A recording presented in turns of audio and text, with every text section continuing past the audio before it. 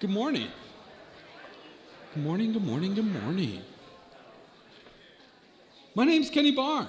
I'm one of the pastors here in North Church. How are you guys doing this morning? Here's what I'm guessing this morning is either A, all of you are just not good at basketball and you didn't make it to day 2 of Hoop Fest, right? Or maybe you're not the biggest basketball fans, but I'm glad you're here with us this morning, okay? We've been in a journey as a church going through the book of Ecclesiastes, and it's called Under the Sun, because he starts off, Solomon, the author of the book, right off the bat with, hey, everything is meaningless under the sun. And Pastor Mike kicked it off week 1 telling us this word what he uses, meaningless. It really means like fleeting. It's hard to grasp sometimes. And what Solomon does then is instructs us on there's parts of life that are just hard to grasp onto, but then there's also parts of life that we need to focus on. Pastor Nick talked a couple weeks ago about how life is a series of seasons, and God has a purpose in each one of them. And Pastor Dr. Scott Bond came up yesterday, or last week, not yesterday. He was not here yesterday. Last week, and he said, community, man, that's what's important, learning and growing in community. And today, we're going to be talking about money. I'm not going to lie, we did not line up that vision slot in this message correctly. It's just by circumstances. Now I'm excited because what Solomon does, we're going to look through chapters 5 and 6, and what he does is he says, listen, if our focus on having a life that is satisfying to our soul, if it's money and possessions, we're never going to catch it. We're never going to be able to hold on to it. But he gives us a roadmap on what would satisfy our soul. What are some things that we could focus on, being grateful, enjoying the life and gifts God has given us? And if we're able to do that, we're able to have a life that is satisfying. You guys ready? I'm looking at only 3 of you, to be honest with you. I really need to make sure. Good. Okay, turn to your neighbor and say, let's get started then. All right, in the beginning of chapter 5, Solomon's going to do a brief explanation on, hey, you need to follow the vows that you give to God. And then we're going to kick it off in verse 8. It says, if you see the poor oppressed in a district and justice and rights denied, do not be surprised at such things. For one official is eyed by a higher one, and over them both are others higher still. The increase from the land is taken by all. The king himself profits from the fields. Whoever loves money never has enough. Whoever loves wealth is never satisfied with their income. This too is meaningless. The way I recap this is Solomon saying, don't be shocked at corruption and people being greedy. That culture will always want more money, but they're never going to be satisfied by just having more money. And I was thinking, is this true here in 2025? Probably, right? I mean, have we seen corruption and greed in our time? Let me give you a few examples. Enron. Does anybody know about Enron? Okay, Google it if you haven't, okay? That's all I'm going to say. Okay, thanks for raising your hand, homie. I appreciate that, okay? I watched this crazy show on Hulu about the Sackler family and OxyContin and how they bribed the FDA on OxyContin saying it wasn't addictive. That's not true. Bernie Madoff and his Ponzi scheme. Did you know on Netflix they have a whole series called Dirty Money? Raise your hand if you've seen this. Right, about stories of people. If you haven't, I just gave you a to-do list this Sunday afternoon, okay? It's a whole series about people and corruption and greed, about them literally hurting people to put money in their own pockets. I heard this even crazy story a couple months ago. Somebody here in Spokane, this would never happen in Coeur d'Alene, just FYI, just only happens in Spokane. This one person was going around to all the food banks in Spokane saying they needed food and they needed clothing because they were in need, right? And so they were collecting all this food and clothing. And then they went to their own mom and pop store and was selling it. I know, jacked up, right? I think it's fair to say that in our culture, in our world, there's still corruption and greed, right? I think we can say that. And I think it's easy to think sometimes when you read the Bible, like, oh, is this just in their time? And no, this is in our time as well. And so Solomon's pointing out to his readers, he's saying, listen, in this lifetime, we're going to see, don't be shocked when you see people that are greedy. Don't be shocked when you see corruption. He even goes as far as saying the king himself reaps from the fields. And he goes off and he says, listen, people that love money will never be satisfied. In verses 13, he says this, I have seen a grievous evil under the sun, wealth hoarded to harm of its owners, or wealth lost from some misfortune, so that when they have children, there's nothing left for them to inherit. He continues going on that these people that love money and love their possessions so much, they go at lengths to try to secure them, to hold on to them, right? And then he goes, and then they lose it. And we've seen this as well, right? I mean, I can think of stories in the Great Depression, right? The 2008 housing market. Does everybody remember the fires over up Medical Lake a while back? I had a friend whose grandma had a house over there, and she had some of her, his cousins, so her, I don't know what it is, whatever, his cousins. The fire came, burnt the house to the ground, to the foundation. Now, she had house insurance, so she was fine. They didn't, and they lost everything. I mean, we've all probably heard stories, right, of people having things and losing them. I'm going to tell you a quick story of something that was lost to me dearly back when I was 17 years old. I worked here at North Church. Actually, North Church was my very first job. I was 17 years old. We were in between janitors. And I don't know how this happened. I think I said, I can vacuum, right? My mom makes me do it all the time. I can do it here. And so I started vacuuming, and they gave me money for it, right? And I was stoked about it. I remember my first paycheck was like $700. And so can you guess what a 17-year-old with $700 did? He went out and spent $600 of it on a stereo for his truck. I had this B-Series Mazda pickup truck. Oh, you guys, this was a cool stereo. Can I tell you about it? Well, you have to hear it anyways. It doesn't matter. Okay? It had 6 changers, like station changers, right? And I did the good ones, 92.9, right? 96.9, 96.1, 101.1, 101.9. And for my mom, 104.5. I did it for her, okay? It had a giant knob for the volume, because back in that day, the bigger your knob for your volume, the cooler person you were. Fact. But this was the best part of the whole thing. When I drove around at night, because I drove a stick shift, I was cool, okay? It glowed, like it changed colors, like purple, blue. I dropped $600 on this thing. I loved every second of it. About a year later, though, I'm driving home from a friend's house. Deer jumps out. Silly, right? What do you do if you see a deer in the road? You hit that bad boy. That's what you do. You speed up. I tried to avoid it, rolled my truck 7 times into this farmer's field. I'm fine. My truck's not, okay? And the insurance company told me I couldn't keep my stereo. I lost it. Just then and there. It crushed me. I even had a friend of mine tell me, I know where your truck is. We could hop the fence. We could go get it. Now, I'm a little bit older. Realized nowadays, you can get a lot better stereo for like $100 at Best Buy. And I often look back at that, because I loved this stereo, you guys. Like, I kid you not. I just thought I was the coolest kid in town. I look back on that, I'm like, that's so dumb to spend so much money on a dumb stereo. It's gone. And I bet you all of us in this room have probably spent money on something that you lost, right? And realized, why did I care about that thing so much? It's gone. And then there's sad stories. There's stories of, it's not like you were hoarding wealth or anything, but people just lost things. And what Solomon's trying to do right now is he's trying to show his readers that if you live a life where your focus, your heart's desire is to have money, is to have possessions, he says that's going to be a hard life to where your soul is satisfied.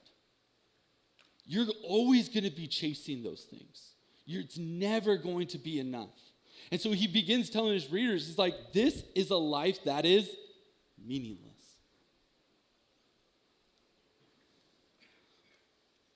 And so then he begins to tell us the good news.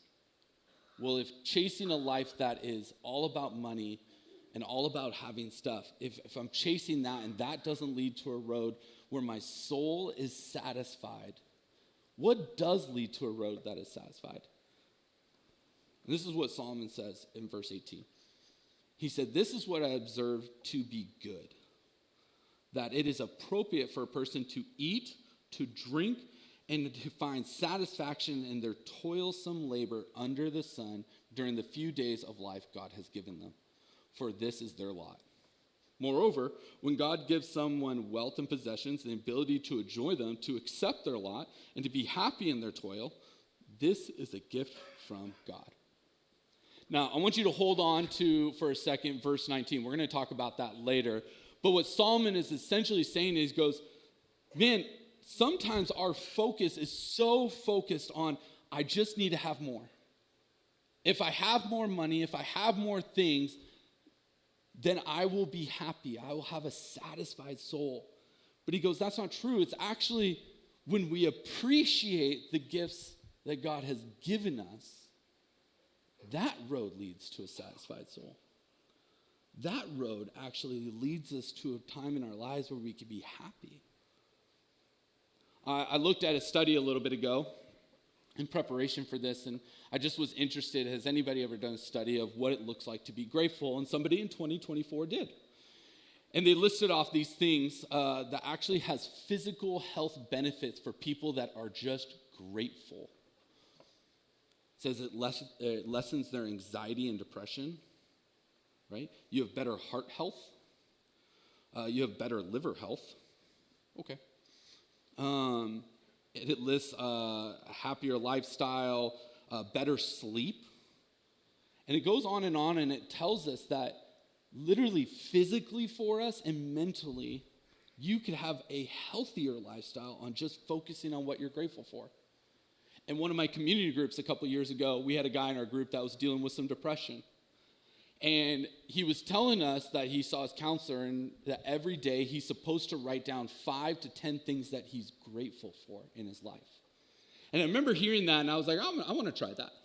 I'm going to start trying to do that because, I mean, you guys, I think it's natural for us as sometimes we get focused on stuff that we don't have. It's easy for us to get focused on, well, we'd be happier if we just made more money. We teach a class here called Financial Peace University a couple times of the year, and in the very beginning class, you're going to hear this video where they tell you that they interviewed a bunch of people that made $50,000 a year. And they asked them this question: how much money would you need to have to feel satisfied? And they said, $100,000, if I made double the amount of money I made right now. So then they went and asked the people that made $100,000. And they said, how much money would you need in order to have your life satisfied? And you know what they said? $200,000. So then they went and asked people that made $200,000. Guess what they said? $500,000. Then they went and asked the people that made $500,000. And guess what they said? $1 million. And it starts on and on and on. And so Solomon says, he goes, listen, if you're so focused on what you don't have, like money and possessions, and for me, I've gotten into that as myself. Over the last 12 years of being a pastor, there's been times where I've also thought, man, if I did a different job, I could make more money. I can have a large truck that was lifted, that could just kill deer at the sight of them, right? I think I could have a bigger house. I could do really fun things with my kids. And I think of all these things if I had something different. But then I thought about my friend. And I started doing that, and I started thinking, ever these times where I feel a little bit not grateful. And I said, okay, God, what have you given me? And I'll make a list. My list is often my wife, who not only serves me and our family, but she works a full-time job as a nurse. She serves our church. I think of my kids. They're funny. I'm very grateful I have kids that are funny and are active. I loved yesterday, we were at the park at this outreach event, and my daughters were walking up to people saying hello to them, inviting kids to come get their face painted. I was grateful for that. They didn't just sit in the corner just complaining. They were engaged. I'm happy that I have friends in my life throughout the years where I'm feeling down or I'm feeling grumpy or I hate life, and they'll say, let's go to a Seahawks game. Let's go hang out. Let's sit in the hot tub and hang out. Not in a weird way, okay, in a normal way. I'm grateful for them. I'm grateful to have friends who point me back to Jesus. I'm grateful that I've met so many really cool people in my life. I'm grateful to have taken trips with my family and friends. I'm grateful for my mom and dad and my sister who love me and support me. I'm grateful for this church that since I was in 3rd grade at Northwood Middle School, I've met people along the way that have pointed me to Jesus. I've had adults in my life that have guided me. I've had people that have supported me as a youth pastor, as an adult pastor, as a kids pastor, and today support me in helping plant the gospel in Coeur d'Alene. I'm deeply grateful for this church. And every time someone says, when are you leaving? I almost want to slap them and say, never. Let me ask you this question. What are you grateful for? In times of your life where you start thinking of things that you don't have, the possessions that you don't have, the money that you don't have, where maybe you're looking on social media, right? And you're like, oh, look at all these cool things that people had. Recently, me and Andrew, we're like, gosh, we have to get on social media because that's apparently what people do when they plant churches. They post things on social media. And I started realizing our culture values if you have lots of money, right? If you have a really cool car. I don't have a Lamborghini, but apparently if I did, I'd be very successful. You know what's interesting is that Solomon, I love him because he's viewed in his culture at his time as one of the most successful people, right? He's very old, right, which is a significant part. He has lots of money, right? He has lots of kids. He has lots of wives. All those things that in his culture, you'd be like, this guy is successful. And Solomon doesn't come out and say, hey, in order for you to be successful, here's the stocks you need to invest, and here's how to get rich, right? He comes out, the guy that has everything, and says, don't chase this. Be grateful for what God has given you. Be grateful for that. And if you can focus on that, not money, not power, but focus on what God has given you. He goes, that leads to a life that is satisfying.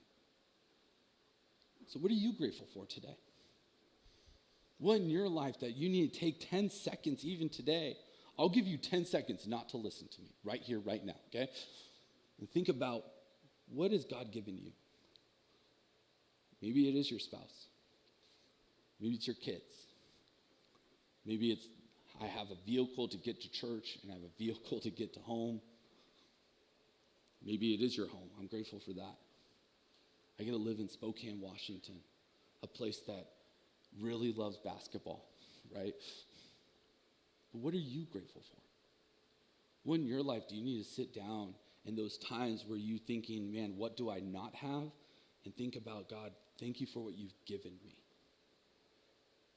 What are you grateful for? We're going to dive into chapter 6 here, but before we get into this, I was reading this week, and I'm just going to forewarn you a little bit what Psalm's going to talk about. He's going to use a pretty brutal way to explain something. He's going to talk about, I'm just going to give you the ending right now, okay? He's going to talk about not only do we need to be grateful for what we have, but we need to enjoy the life God's given us. And he's going to do this in a way that he illustrates a story. And the story's a little brutal. When I was reading it, I couldn't help but think of the people in our church that have had miscarriages and stillborn birth, and that's the example he's going to use. And so I didn't want to just briefly go over that without at least saying, if that's happened to you, I'm so sorry.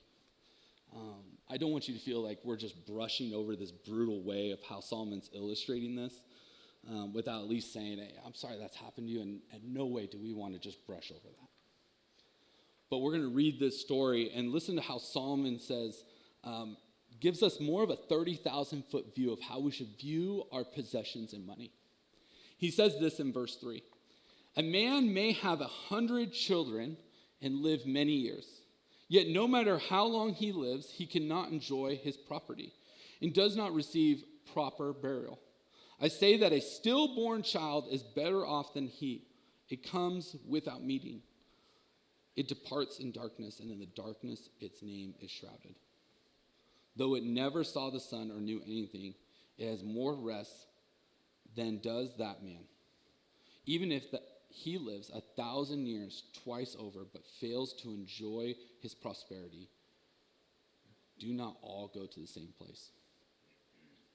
So similarly, in chapter 5, Solomon continues down this thought process of like our possessions, our property. But then he says this example.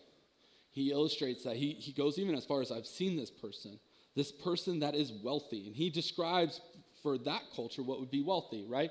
This guy is long in age, right? He has lots of money, he has lots of property, but what doesn't he do? This guy doesn't enjoy it, doesn't appreciate what God's given him.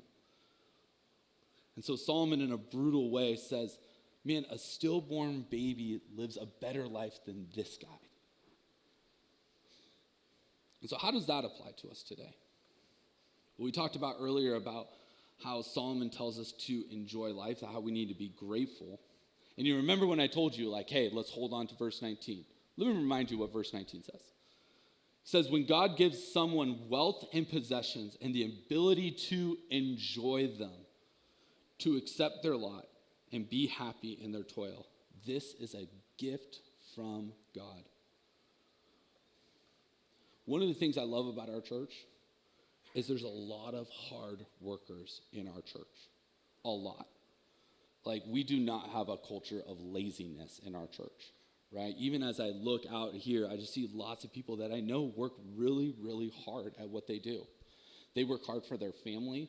They work hard for our church, serving people and serving the community, right? And there's times in our lives where we sit down and we just bury our head down and we work, right? And what Solomon says is that if our focus and our desire is just work, and that's all we do, but we never enjoy the prosperity that God has given us, he goes as far as says, that's a grievous evil. I mean, sadly, this is like one of my favorite verses in the Bible it's going to be, because you know what he's telling us to do? Enjoy the life God's given you. So let me ask you this question. What do you like to do for fun? What do you enjoy? Where in your life are you just focusing about work and just getting it done, and you haven't taken time to say, God, I'm going to enjoy what you've given me? A couple years ago, me and my wife, we took a sabbatical, and it's a time where we get a rest, right? And Pastor Nate's on one right now, and I'm very excited. He went to Hawaii. He gets to rest, and he gets to relax and be with Jesus. And during that sabbatical, one of the things that me and my wife learned is that we work, right? And there's times where we just put our head down and we get things done. Not for bad reasons, but that's just how we do. And what we learned, what we need to do, is we have to plan times where we can enjoy life, right? So we plan dates. We plan family vacations. We plan times for me to have fun. We plan times for her to have fun. We learned that we have to take a Sabbath, right? Where we take a break from life and enjoy what God's given us. Now, my wife's Sabbath is a little different than mine. Mine involves being outside, hanging out, not doing chores. Andrea really finds it that doing laundry is relaxing for her. We'll pray for her after service, right? I mean, I'm grateful for it. Don't get me wrong. You have to enjoy life. And I think there's times in our lives where I bet you all of us, we've gotten to this point where we work, and we think at some point in our lives, the more we work, then we'll be happy one day. And this is where Solomon's going to say, that's a hard thing to grasp. That's a hard thing to grasp if you just work, and then hope that one day, he goes, no, you need to take time and enjoy life.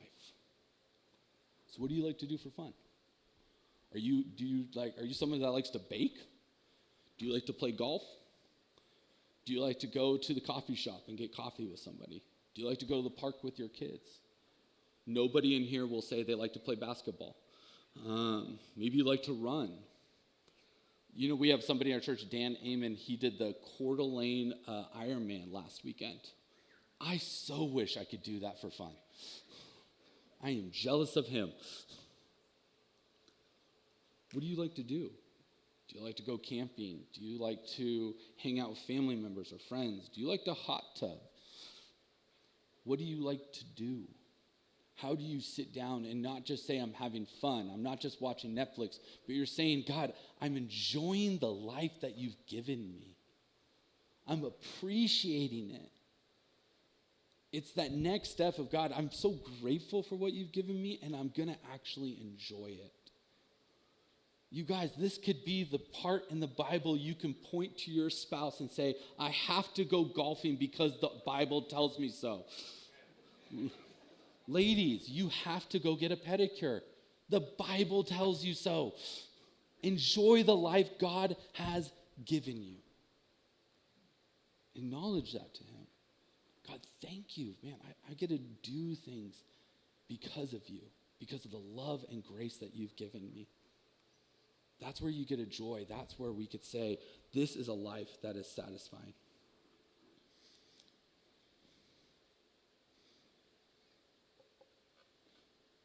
This last part of chapter 6, Solomon kind of changes gears for a second. In Ecclesiastes 6:10, it says, whatever exists has already been named. In what humanity has been known, no one can contend with someone who is stronger. To give you a little context for this, when he says whatever exists has already been named, in this culture, in this day and age, if you name something, that means you rule over it, right? You have authority over it. And we see this in the Old Testament. For instance, Abraham, his name was Abram, and who renames him? The Lord, signifying, I am the Lord of your life. I rule over you. In cultures back in the day, if they had a child, sometimes it was always the man's job to name the child, or the oldest father figure within the tribe would name the child, signifying you are the Lord over it. You are in control. You rule over this. And so what Solomon is saying here at this moment is he's telling his readers, everything that exists has already been named. God rules over it all. God has already named everything. God is in control. No one can contend with someone who is stronger. The Lord is the strongest. He is the one in control. One of the things I think Solomon ends with is he says, listen, sometimes we focus on money because we think the more money I have, the safer I'm going to feel. And listen to me, I at no point want you to think that having a large savings account or making money is a sin. It's not. However, if our focus and desire is saying, I want to make a bunch of money because my life will be happier and soul satisfied, Solomon says that will actually could lead you down a road where you forget that God is in control. God is the one that has given you everything. If you're at a spot where you're like, man, I'm so worried about the future and I need to hoard and gather as much stuff, not just to have, but for the fear of what might have, he says, don't forget God is in control. God is the one that is stronger. Psalm reminds us that when you do things like take a Sabbath, that's not, one of my favorite things is Jesus says, the Sabbath isn't for God, you guys. The Sabbath is for us. That when we take a step back, just like the Israelites did when they first got to the desert, and God says, I don't want you to collect manna on the Sabbath. I need you to trust that I got you. I think that same thing applies to us today. When we take a Sabbath and we take rest, we're acknowledging that, God, you are in control. That I can't work my way and try to collect as much stuff or as much money to feel safe. I'm only safe in your arms, in the trust and the faith that I have in you. That there's times in our lives where we are so worried about if I go have fun or if I go do this, then what if might happen? And Solomon reminds us, God is stronger. God is in control. You could take a breather. You could take a break. For some of us in here, taking a Sabbath and having fun is saying, God, I'm taking a step to growing in my faith and trust with you. That I can't just control it all. I think when we do this, we fulfill what Romans 12:1 says. Therefore, I urge you, brothers and sisters, in view of God's mercy, to offer your bodies as a living sacrifice, holy and pleasing to God. This is your true and proper worship.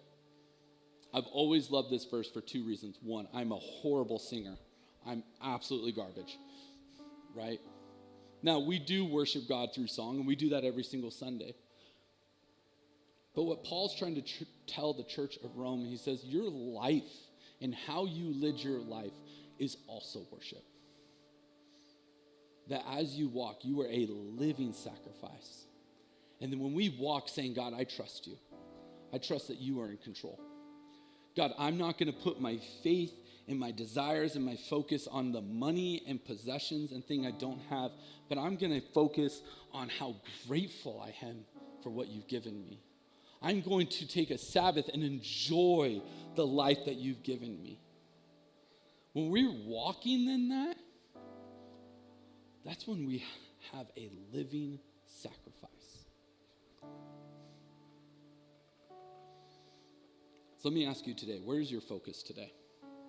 When you walked into church today, are you focusing on how much money you need to make and having more stuff? Are you focused on what God has given you? Are you grateful for the things that he has given you? Is your focus working 24/7? Or are you going to take time to enjoy the life God has given you? I believe that when we put our focus on being grateful and trusting God, when we do this, we're going to live a life that is satisfying, a life that is satisfying under the sun. You guys pray with me? Father, Lord Jesus, God, I'm grateful. I'm grateful that it's sunny out and it's hot out today. I'm grateful that you sent your son to die for us so we could live a life of worship to you, God. That, God, you've given us joy in this life that nobody could ever take away. The love of you, God. God, we don't have to worry about what's going to happen in the future because you say you're going to take care of us. God, I'm grateful that one day we're all going to be in heaven with you, where there's no more pain, there's no more suffering, there's no more hurt. God, help us as we leave this today, God, where we show you that we trust you, that we're able to be grateful for what you've given us and enjoy the life that you've granted us. Help us be that living sacrifice that worships you. We thank you in your name.